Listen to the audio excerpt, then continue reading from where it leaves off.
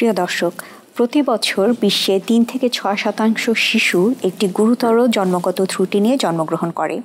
জন্মগত ত্রুটি সাধারণত জন্মের সময় গঠনগত পরিবর্তন, যা গর্ভকালীন সময়ে ঘটে এবং জন্মের সময় শনাক্ত করা যায়। আজকে আমরা জন্মগত ত্রুটি এবং তার প্রতিরোধ নিয়ে আলোচনা করব। দর্শক, শুভেচ্ছা জানিয়ে শুরু করছি মাছরাঙা টেলিভিশনের সরাসরি সম্প্রচারিত স্বাস্থ্য বিষয়ক অনুষ্ঠান স্কয়ার হসপিটাল ডক্টর চেম্বার। সাথে আছি আমি ডাক্তার শর্মিলা হুদা শাওন। আপনাদের সুস্বাস্থ্যের প্রতি লক্ষ্য রেখে আমাদের এই আয়োজন। অনুষ্ঠানে আজ আমরা শিশুদের জন্মগত ত্রুটি সম্পর্কে আলোচনার পাশাপাশি আপনাদের সরাসরি টেলিফোন এবং SMS এর জবাবে পরামর্শ দেওয়ার চেষ্টা করব। শিশুর জন্মগত ত্রুটি সম্পর্কে আলোচনা করতে এবং চিকিৎসা পরামর্শ দিতে আজ আমাদের সঙ্গে আছেন স্কয়ার হসপিটালের পিডিয়াট্রিক সার্জারি ডিপার্টমেন্টের associate consultant doctor SM Sabbir Enayet. স্বাগত জানাচ্ছি আজকের আলোচনা অনুষ্ঠানে। আসসালামু আলাইকুম, আপনার শুভেচ্ছা আপনাকে এবং আমাদের মাছরাঙা টেলিভিশনের সকল দর্শকদেরকে। চলুন আমরা শুরু করি। জন্মগত ত্রুটি, এটা বলতে আসলে আমরা কি বুঝি? আসলে জন্মগত ত্রুটিকে যদি এক কথায় আমরা বিশ্লেষণ করি, সেটা হচ্ছে যে জন্মের সময় যে ত্রুটি নিয়ে বাচ্চা জন্মগ্রহণ করে। এখন এই ত্রুটিটা গঠনগত হতে পারে, আবার কিছু আছে গঠনগত মানে যেটা চোখে ধরা পড়ছে না, এমনও কিছু হতে পারে। সাধারণত যেমন শরীরের বিভিন্ন কার্যকারী অঙ্গের কার্যকারিতার যেই ম্যাল ফাংশন বা উল্টাপাল্টা ফাংশন যাকে বলি, সেটাও হতে পারে। তার মানে আমাদের জন্মের সময় একটা বাচ্চা যা যা ত্রুটি নিয়ে জন্মগ্রহণ করে, মার পেটে থাকতেই যেটা থাকে এবং পরবর্তীতে ধরা পড়ে, কিছু কিছু আগেও ধরা পড়তে পারে, মার পেটেও ধরা পড়তে পারে, কিন্তু বেশিরভাগই আমরা জন্মের পরেই ধরা পড়ে। সেগুলোকে আমরা জন্মগত ত্রুটি নামে ব্রড হেডিংয়ে বলি। এগুলার আবার পরে আমরা বিভিন্ন রকমের সাব ব্রাঞ্চিং করি কখন কোনটা ধরা পড়লো। তবে গঠনগতটা মূলত চোখে পড়ে, আর যেটা অন্য ক্রিয়া বা কার্যকারিতা রিলেটেড যেগুলো, সেগুলো সাধারণত একটু দেরিতে ধরা পড়ে। এই হচ্ছে মানে ত্রুটিটা বাহ্যিকভাবে দেখা যেতেও পারে, আবার নাও যেতে পারে। আচ্ছা, সাধারণত এই ত্রুটির কারণগুলো কি কি? সবচেয়ে দুর্ভাগ্যজনক বা যাই বলেন না কেন, 60 থেকে 70% কারণ আমরা জানি না। এই জন্মগত ত্রুটি আছে তার 60 থেকে 70%ই কারণ অজানা। এটা আসলে সারা বিশ্বব্যাপী, এটা বিশ্বব্যাপী, এটা শুধু আমাদের দেশে বা বলে না, কারণ আমরা যত রিসার্চ হয়েছে বা যত এটা নিয়ে গবেষণা হয়েছে, তাতে এখন পর্যন্ত কিছু আমরা অ্যাসোসিয়েশন পেয়েছি। অ্যাসোসিয়েশন বলতে হচ্ছে যে এই যে এই কন্ডিশনগুলোতে জন্মগত ত্রুটি হতে পারে, সেগুলো যেমন এর মধ্যে কিছু আছে জেনেটিক বলতে হচ্ছে জিনগত সমস্যা। জিনগত সমস্যা মানে মা বাবার সমস্যা ছিল, বাচ্চা এসেছে, অথবা মা বাবার সমস্যা ছিল না কিন্তু হঠাৎ করে একটা জিনে কোনো কারণে চেঞ্জ হয়েছে, ওইটার জন্য। এটা একটা জেনেটিক একটা অ্যাসোসিয়েশন আছে। আরটা হচ্ছে এনভায়রনমেন্টাল বা বাংলায় যেটাকে বলে যে আমাদের আশেপাশে যা আছে, আমাদের আবহাওয়া থেকে শুরু করে খাওয়া, ওষুধ, সব কিছুর একটা এফেক্টের কারণে জন্মগত ত্রুটি হতে পারে। তো এগুলা হচ্ছে হার্ডলি 30 থেকে 40% কারণ, আর বাকি সবই কিন্তু আসলে অজানা। তো এই জন্যই আমাদের যেটা বলে যে জন্মগত ত্রুটি প্রিভেন্ট করা আসলে এক্সেন্সে পুরোপুরি অসম্ভব, কারণ হচ্ছে ম্যাক্সিমাম কারণই আমরা জানি না। আচ্ছা, আপনি বললেন বেশিরভাগ ক্ষেত্রে কারণ অজানা। আমাদের দেশে আসলে সচেতনতার অভাব অনেক বেশি, এবং একটু শহরের বাইরের দিকে গেলে এ ধরনের অনেক কথা শোনা যায়, যেমন গর্ভবতী মাদের ক্ষেত্রে চন্দ্র সূর্য গ্রহণ, তারপর গর্ভাবস্থায় বিভিন্ন ধরনের মাছ মাংস খাওয়া, এসব কিছু রিলেটেড। এ ধরনের কুসংস্কার কি আপনি দেখে থাকেন, আপনি যেহেতু স্কয়ার হসপিটালে কাজ করেন? আমাদের স্কয়ার হসপিটালে যেহেতু আমরা কাজ করি, আমরা পুরা দেশের থেকেই বেসিক্যালি পেশেন্ট আসে আমাদের এখানে। এটা একটা যেহেতু টারশারি লেভেল সেন্টার, এবং আমাদের পেডিয়াট্রিক সার্জারি ডিপার্টমেন্টটাও এখানে tertiary level of health care provide করে থাকে বাচ্চাদের ক্ষেত্রে। তো সেই ক্ষেত্রে আমরা সব পুরা দেশের থেকে আসলে পেশেন্ট পাই। তো এই যেই কন্ডিশনগুলো আপনারা বললেন, সেগুলো কিন্তু গ্রামের বা ঢাকার বাইরের লোকজনের বা শহরের বাইরের লোকজনের মধ্যে তো পাই। অদ্ভুত ব্যাপার হচ্ছে যে শহরেরও কিছু শিক্ষিত মানুষের মধ্যে আমরা এই জিনিসটা পেয়ে থাকি। একটা ছোট্ট উদাহরণ দিতে পারি। একটা বাচ্চা অপারেশন আমি করেছিলাম, তার খাদ্যনালীটা তৈরি হয়নি, এবং 16ই ডিসেম্বরে, তারা ঢাকায় বাসা, 16ই ডিসেম্বরে ওদের বাসার আশেপাশে হয়েছিল, যেটাকে বলে পটকা ফুটানো হয়েছিল, অনেক আতশবাজি হয়েছিল। তো নানা কলেজের টিচার উনি আমাকে জিজ্ঞেস করলেন যে ওই দিন মা ও বাচ্চা পেটে ছিল, মা বের হয়েছিল আতশবাজি দেখার জন্য, ওরকম সাউন্ডের কারণে কি তার এই শ্বাসনালী খাদ্যনালীর প্রবলেমটা ডেভেলপ করছে কিনা। এটা উনি একজন কলেজের টিচার, উনি কিন্তু আমাকে জিজ্ঞেস করতেছেন যে সাউন্ডের থেকে হতে পারে কিনা। তার মানে এটা আসলে খুব আনকমন না। শিক্ষিত অশিক্ষিত সব লোকে, তবে অশিক্ষিত লোকজনের মধ্যে একটু বেশি ইয়ে করে, যদিও এগুলার আসলে কোনো ভিত্তি আমরা পাইনি, ওরা তো বলার চেষ্টা করেই এতে। জি নিশ্চয়ই। এবং এই ধরনের কুসংস্কার দূর করার জন্য সচেতনতামূলক প্রোগ্রাম হিসেবেই আমাদের আসলে স্কয়ার হসপিটাল ডক্টর চেম্বার একটি এটা উদ্যোগ নেয় এবং বিভিন্ন বিষয় নিয়ে আমরা এটা নিয়ে আলোচনা করি। সাধারণত এই জন্মগত ত্রুটি কয় ধরনের হতে পারে? জন্মগত ত্রুটির ব্যাপারটা হচ্ছে এটা অনেক রকমের, প্রায় 4000 বিভিন্ন ধরনের জন্মগত ত্রুটি মানে আছে আমাদের মেডিকেল সায়েন্সে, আরো বেশিও আছে হয়তো। রিসেন্ট মানে ইয়েটা আলোচনা করতে পারবো না। তো 4000-এর মধ্যে যেমন কিছু আছে খুব মাইল্ড মিনস অনেকে দেখবেন আঙ্গুলে একটা এক্সট্রা আঙ্গুল আছে এবং কোনো অসুবিধা হচ্ছে না, অনেক বড় বড় ফিল্ম স্টাররাও আছে আঙ্গুল নিয়ে ওটা নিয়েই আছেন, ওর কোনো অসুবিধা করছে না, একটা এক্সট্রা আঙ্গুল, দেখতে খারাপ লাগে কারো কাছে না, কারো কাছে না। আবার কথা আছে এতই সিভিয়ার ফর্ম যে বাচ্চাটা জন্মের পরপরই হয়তো বেশিক্ষণ আর বাঁচানোই গেল না বাচ্চাটাকে। এটা আবার কিছু আছে বাহ্যিক, যেটা আগেও বলেছি, যেমন ঠোঁট কাটা, তালু কাটা, একদম জন্মের পরপরই দেখে যায়। কিছু দেখা যায় যে জন্মের সাথে সাথে বোঝা যায় না, যেমন খাদ্যনালীর সমস্যাগুলো, বাচ্চাকে খাওয়াতে গেলেন দেখলেন বাচ্চা বমি করে ফেলতেছে, তার মানে এটা পরে ধরা পড়লো। কিছু ইমিডিয়েটলিও ধরা পড়ে না, বেশ কিছুদিন পরে, যেমন হার্টের সমস্যা, বাচ্চার দেখা গেল যে কোনো কারণে নীল হয়ে যাচ্ছে, তাহলে বোঝা গেল যে হয়তো হার্টের সমস্যা হতে পারে। আবার কিছু আছে আরও বড় হয়ে দেখা গেল যে বাচ্চা প্রপারলি বুদ্ধি হচ্ছে না, তখন একটা ইনভেস্টিগেট করে দেখা গেল থাইরয়েডের সমস্যা, হয়তো তার থাইরয়েড হরমোনে। তো এরকম অনেকগুলো হতে পারে। আমরা কথা বলবো আরো কারণ জানবো, তবে আমাদের সাথে একজন দর্শক আছেন, আমরা একটু ফোনটা নিই। জি অবশ্যই। হ্যালো দর্শক, আপনার পরিচয় দিয়ে প্রশ্ন করুন। আসসালামু আলাইকুম। ওয়ালাইকুম আসসালাম। আমি ফোন দিয়েছিলাম, আমার বাচ্চা যখন হয় জন্ম থেকে পেটে থেকে ওর হাড়ে একটা ছিদ্র আছে, ওই হাড়ের ছিদ্রতে ওকে এত ওষুধ খাওয়ানো হচ্ছে, ওর বুকের ভিতরে একটা শব্দ হয় প্রচুর, মনে হচ্ছে যেরকম বৃষ্টি হলো যেরকম শব্দ হয়, ঠিক ওর বুকের ভিতরে ওরকম শব্দ। ওষুধ খাওয়ানোর পরও ওর ভিতরে শব্দটা কমে না। ওকে গ্যাস দেওয়া হয়, তারপরও কোনো পরিবর্তন হয় না। আচ্ছা, আপনার বাচ্চার বয়স কত?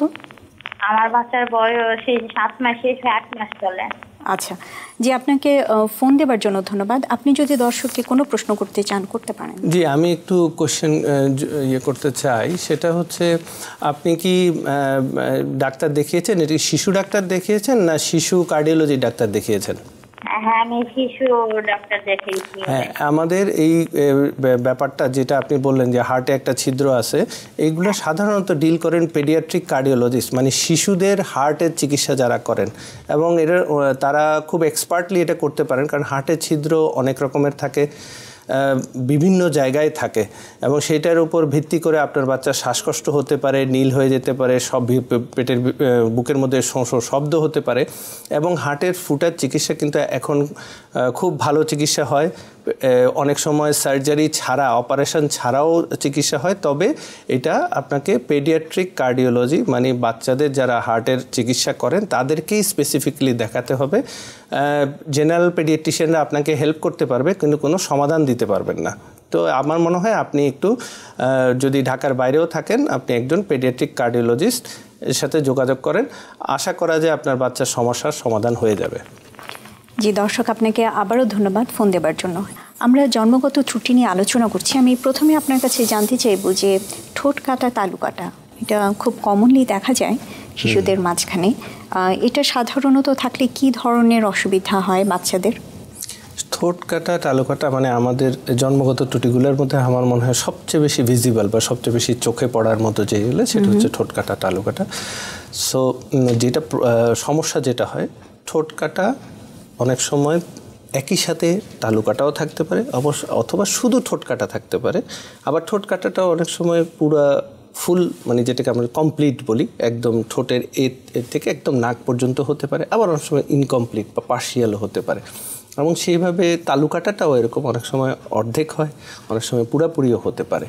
তবে আমরা যেটি প্রথমে ঠোঁট কাটাটা যেটা প্রবলেম যেটা করে সেটা হচ্ছে কসমেটিক প্রবলেম, মানে দেখতে খারাপ লাগে।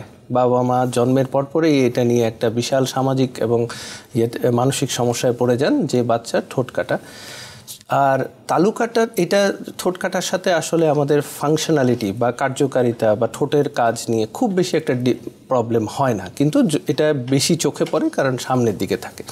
তালু কাটার একটা প্রবলেম হচ্ছে তালু কাটাটা দেখা যায় না, ওটা আমাদেরকে ডাক্তারদেরকে হয়তো দেখে নিতে হয়, অথবা বাবা মা বিভিন্ন প্রবলেম নিয়ে যখন আসে তখন আমরা ধরা যায় যে তালু কাটা আছে। আচ্ছা, ঠোঁট কাটা ছাড়া শুধু তালু কাটা হতে পারে? হ্যাঁ, ঠোঁট কাটা ছাড়া শুধু তালু কাটাও হতে পারে।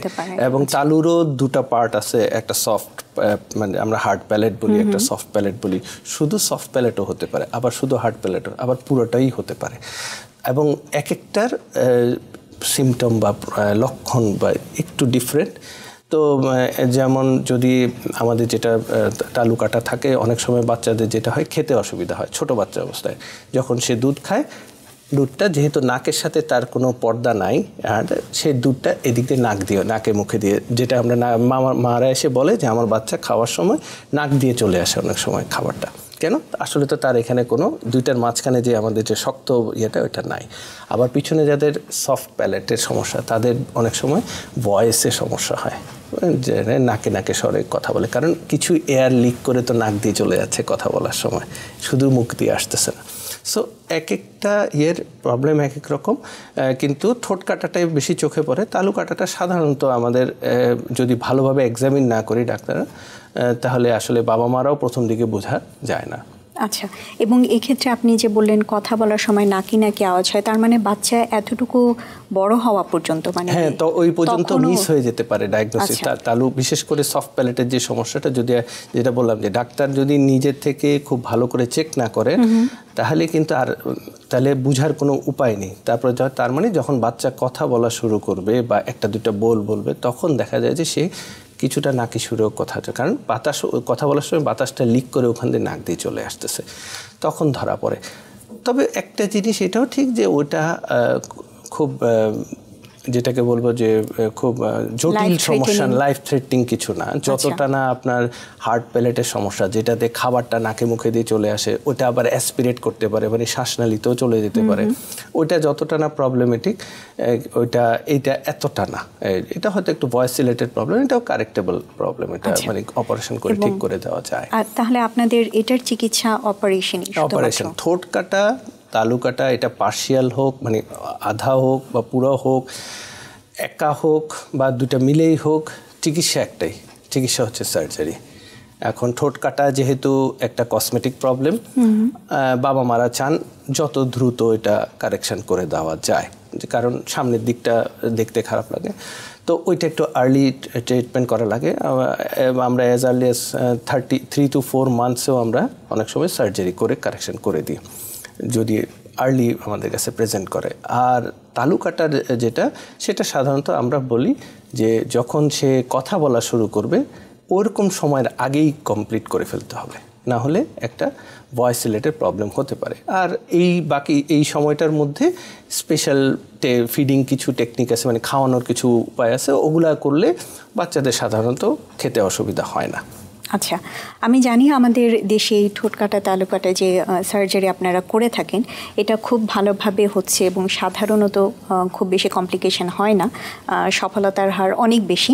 তারপর আমি চাইবো আমাদের দর্শকের উদ্দেশ্যে আপনি বললে এটার ইফেক্টটা বেশি পড়বে, যে আপনি যদি এই বিষয়টা একটু এনশিওর করেন।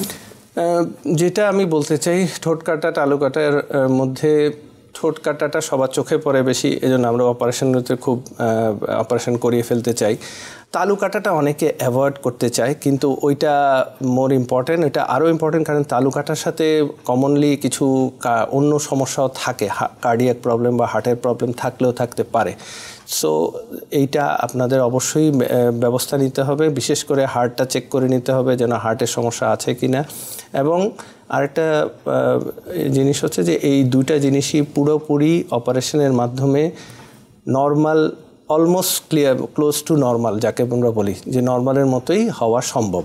হয়তো একাধিক সার্জারি লাগতে পারে, অনেক সময় কিছু কারেক্টিভ সার্জারিও লাগে, কিন্তু একদমই পুরোপুরি ভালো করে দেওয়া সম্ভব। এই জন্মগত ত্রুটিগুলো সাধারণত দেখা যায় যে অ্যাফ্লুয়েন্ট সোসাইটি, এই বাবা মার সন্তানদের ক্ষেত্রে দেখা যায় না। আমার ধারণাটি কি ভুল না ঠিক? আসলে ধারণাটা কিছু মানে যেভাবেই বলেন না কেন, যেহেতু আমরা বেশিরভাগ ক্ষেত্রে কারণটা জানি না, তা আসলে তার মানে যে কোনো কারণে এটা হতে পারে। এবং যাদের অ্যাফ্লুয়েন্ট সোসাইটি বলতে যাদের বললেন যে যারা একটু ধনী, যাদের লোক, যাদের সকল রকম ফ্যাসিলিটি আছে, তারা কি হয় না? অবশ্যই হয়।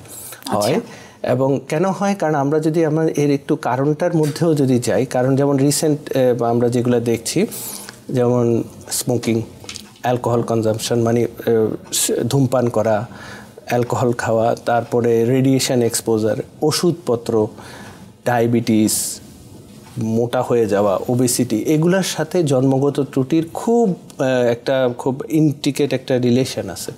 তার মানে এইগুলো তো আবার বড়লোকদের সমস্যা। ধরেন অ্যালকোহল কনজাম্পশন গরিবরাও করেন কিন্তু এটা তো ওনাদেরও থাকে।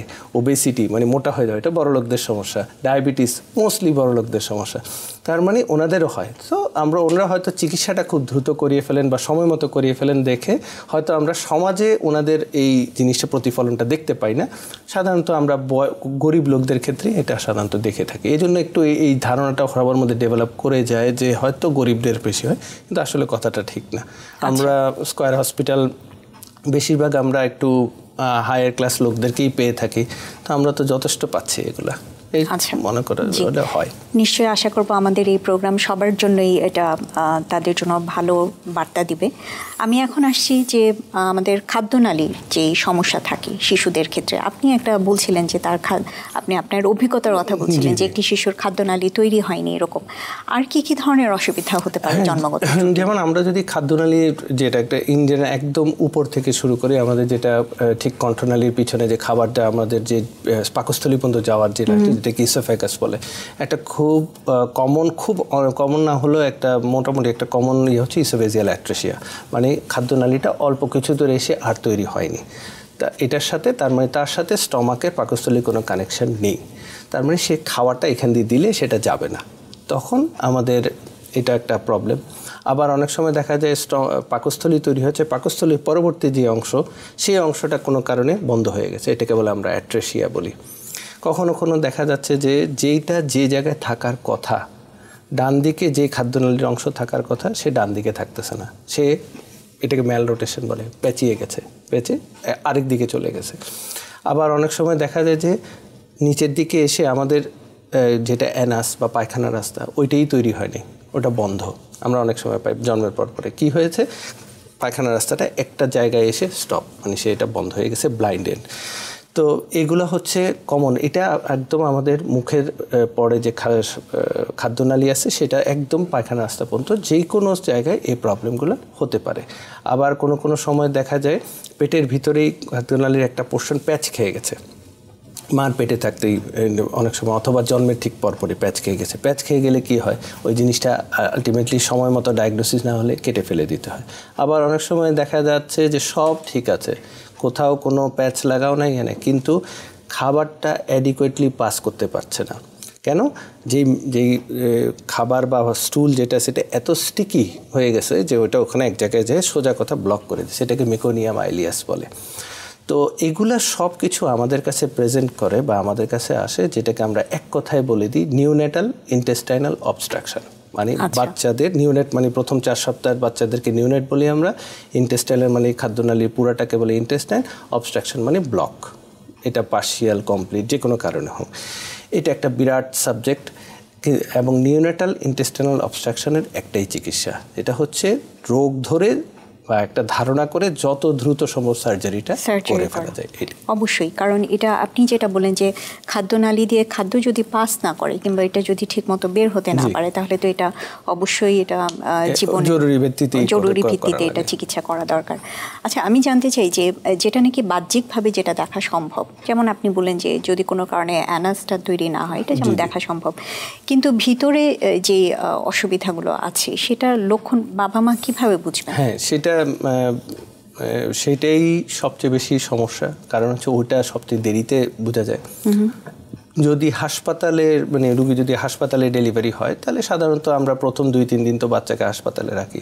সেই ক্ষেত্রে আর্লি ডিটেকশন হয়, কারণ হাসপাতালে সে যখন খেতে পারছে না, পেট ফুলে যাচ্ছে, বাচ্চা বমি করতেছে, তখন বোঝা গেল যে তার খাবারটা প্রপারলি পাস করছে না। তখন আমরা কিছু টেস্ট করে নিই। টেস্ট করে সাধারণত এটা অনেক সময় একটা সিম্পল এক্সরেতেও অনেক সময় ধরা পড়ে যায় যে এই প্রবলেম আছে। কিন্তু যেই বাচ্চাগুলো বাসায় হচ্ছে, বিশেষ করে নর্মাল ডেলিভারি গ্রামে বা বাসায় হচ্ছে, তাদের দেখা যায় প্রথম কয়েকদিন ওটা তো আর ডাক্তাররা দেখছে না, মা বাবারা খাওয়াতে থাকে, বাচ্চার পেট ফুলতে থাকে। অনেক সময় দেখা যায় যে বাচ্চা খুব খারাপ অবস্থায় আমাদের কাছে নিয়ে আসছে, ইনফেকশন আরও অনেকগুলো প্রবলেম নিয়ে। আবার অনেক সময় ছিদ্রও হয়ে যায়, খাদ্যনালী ফুলতে একটা পর্যায়ে খাদ্যনালী, এটাকে আমরা পারফোরেশন বলি, এটাও কমন এই জাতীয় বাচ্চার ক্ষেত্রে। তো যেগুলা তার লক্ষণ হচ্ছে একটাই, পেট ফুলে যাবে, বাচ্চা খেতে পারবে না, বমি করবে। এটা হচ্ছে ভিতরের প্রবলেম। আর বাইরের প্রবলেমগুলো তো চোখে দেখা পড়ে, হয়তো সেই জন্য ওগুলো একটু তাড়াতাড়ি আসে, ওগুলো একটু দেরিতে আসে। আচ্ছা, এবং এই ক্ষেত্রে আপনি বললেন চিকিৎসার কথা, যে চিকিৎসা একমাত্র সার্জারি এবং যত দ্রুত সম্ভব। আচ্ছা, যে মূত্রতন্ত্র, এখানে কি ধরনের জন্মগত ত্রুটি হতে পারে? আমরা যেটা বলি যে পেডিয়াট্রিক সার্জারিতে সবচেয়ে কমপ্লিকেটেড যেই প্রবলেমগুলো হতে পারে সেগুলো কিন্তু খুব অল্প 3টা অর্গানের মধ্যেই সীমাবদ্ধ। সেটা হচ্ছে, একটা হচ্ছে কিডনি, তারপরে ইউরেটার কিডনি থেকে যে পাইপটা বের হয়ে আসে, তারপরে মূত্রথলি, তারপরে হচ্ছে আমাদের যেটা মূত্রনালী বলেন বা পুরুষাঙ্গ বলেন বা এটা, এই পুরা জায়গাটা একটা ছোট একটা জায়গা, অল্প কয়েকটা অর্গান, কিন্তু অনেক কমপ্লিকেটেড প্রবলেম। যেমন কিডনিতে এমন হতে পারে যে ইউরিন তৈরি হচ্ছে কিন্তু ইউরিনটা বের হতে পারতেছে না, তখন কিডনির মধ্যে পানিটা জমতে থাকে, ইউরিনটা জমতে থাকে, এটাকে বলি আমরা হাইড্রোনেফ্রোসিস। এটার অসংখ্য কারণ থাকে, ব্লকের জন্য হতে পারে, অথবা হয়তো ইউরিন প্রোডাকশানই বেশি হচ্ছে।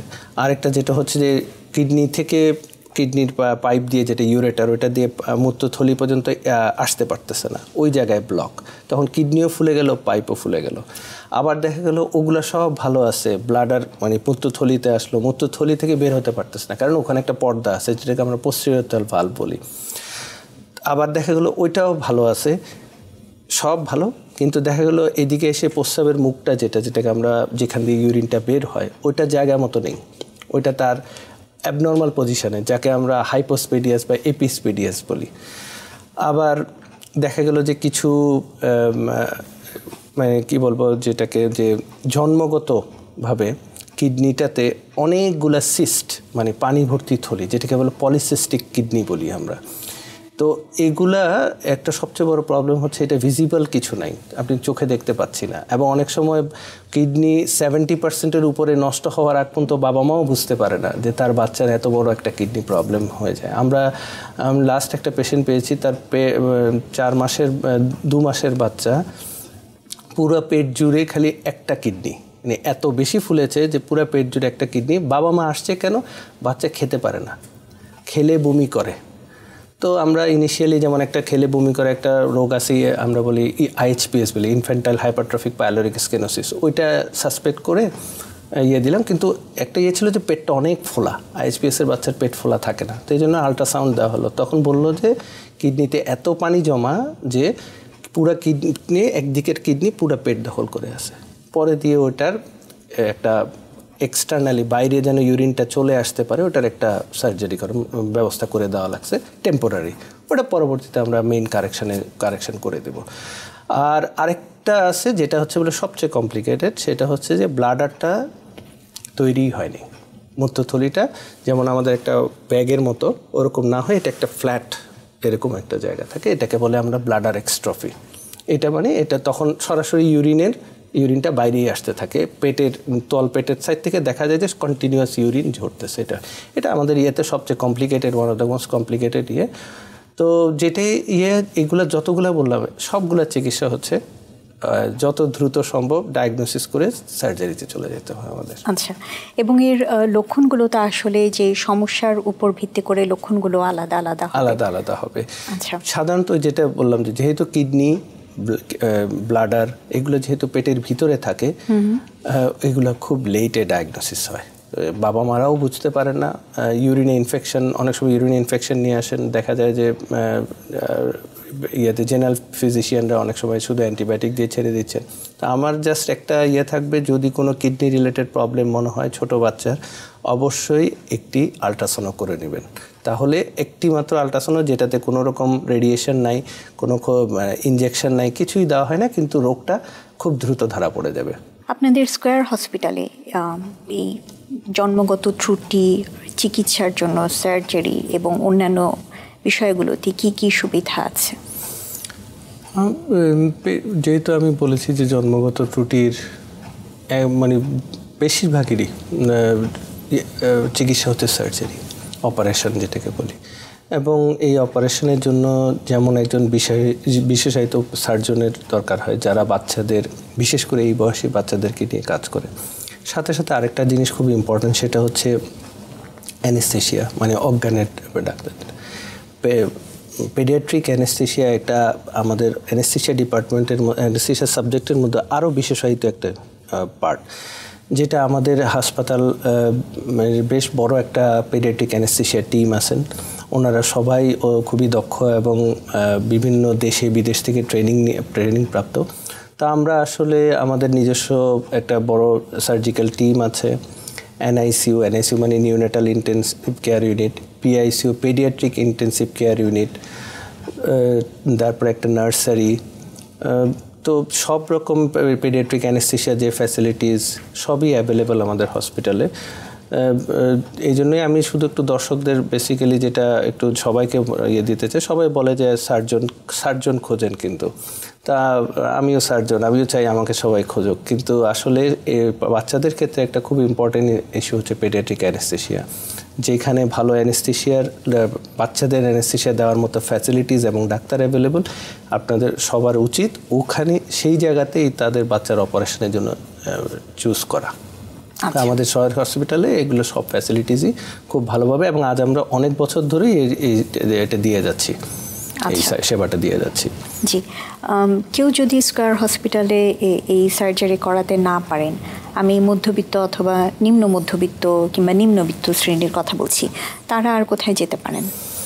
আসলে আমরা কিছু কিছু ক্ষেত্রে যেটা বলি যে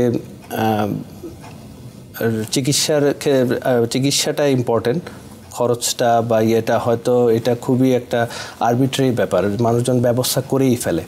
তা যে আমি এতটুকু হয়তো বলতে পারি যে যেগুলো বিশেষায়িত হাসপাতাল আমাদের ঢাকা শহরের ভিতরে, যেমন শিশু হাসপাতাল, ওনারা শিশু যেহেতু বাচ্চাদের নিয়ে কাজ করেন, আবার ন্যাশনাল ইনস্টিটিউট যেটা আমাদের কার্ডিয়াক ইনস্টিটিউট আছেন, আবার ইউরোলজির মানে কিডনি হসপিটাল আছেন।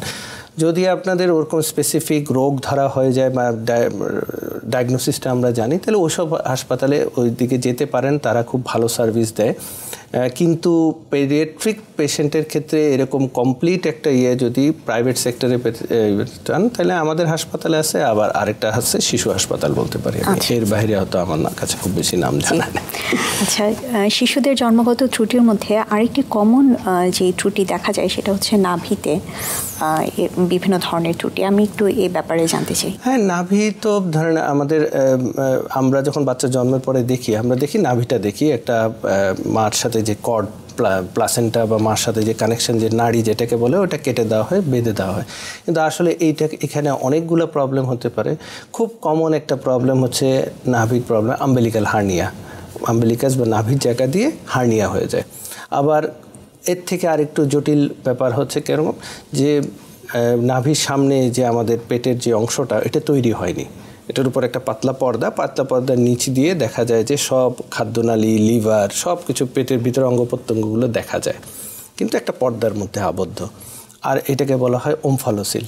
আবার আরও সিভিয়ার ফর্ম হচ্ছে এইরকম কোনো পর্দাই থাকে না, বাচ্চার জন্মের সময় দেখা যায় তার সকল খাদ্যনালী বা নাড়ি অন্ত্র যাই বলেন না কেন সব বাহিরে, এরকম আমরা পাই। এটাকে বলা হয় গ্যাস্ট্রোস্কাইসিস। তো এগুলো অ্যাম্বিলিক্যাল হার্নিয়া খুবই সিম্পল একটা ওটা সার্জারি, অনেক সময় সার্জারি লাগেও না, আমরা অনেক সময় 2 বছর পর্যন্ত ওয়েট করতে বলি, নিজেই ঠিক হয়ে যায়। কিন্তু বাকি দুইটা অ্যাবসলিউটলি সার্জিক্যাল কন্ডিশন, যেটাকে ওমফালোসিল আর একটা গ্যাস্ট্রোস্কাইসিস বলি সার্জারি। এবং বিশেষ করে ওমফালোসিলের সাথে আবার কিছু কার্ডিয়াক সমস্যাও সাধারণত থাকে। তো দেখা যায় যে বা আউটকামটা যতটা না নাভি রিলেটেড এই হিসেবে তত আর থেকেও বেশি হচ্ছে কার্ডিয়াক প্রবলেমের সাথে রিলেটেড বেশি থাকে। কিন্তু এগুলো সবই সার্জিক্যাল প্রবলেম, এটা সার্জারি করে। শুধু অ্যাম্বিলিক্যাল হার্নিয়াটা অনেক সময় সার্জারি লাগে না। আচ্ছা, এবং আপনি যে দুটো কন্ডিশনের কথা বলেন যে ওমফালোসিল এবং গ্যাস্ট্রোস্কাইসিস, এগুলোর ক্ষেত্রে কি সার্জারির পরে স্বাভাবিক জীবনযাপন সম্ভব নাকি? একদম কিছু ফাংশনাল বা কিছু ডিসেবিলিটি থাকতে পারে, কিছু কসমেটিক প্রবলেম থাকতে পারে, যেহেতু তার এখানে নাভিটা তৈরি হয়নি ইনিশিয়ালি, মানে প্রথম দিকে অপারেশনের পরে যে ইনিশিয়ালি একটু নাভিতে একটু প্রবলেম থাকতে পারে বা কসমেটিক, অথবা অনেক সময় একটু বাচ্চাদের খাদ্যনালীগুলো যেহেতু উল্টাপাল্টা জায়গায় থাকে, তার খাবার হজম বা সব এই রিলেটেড, কিন্তু এগুলো খুব মাইনর প্রবলেম, এগুলো কোনোই তার লাইফস্টাইল কোনো হ্যাম্পার করবে না। হয়তো মাল্টিপল সার্জারি মানে একাধিক অপারেশন লাগতে পারে, যেগুলো দিয়ে আমরা আলটিমেটলি অনেক সময় প্লাস্টিক সার্জারিরও হেল্প লাগে, যেন আমরা নাভিটা বা এইগুলোর কসমেটিক্যালি যেন আরও একটু বেটার করে দিতে পারি।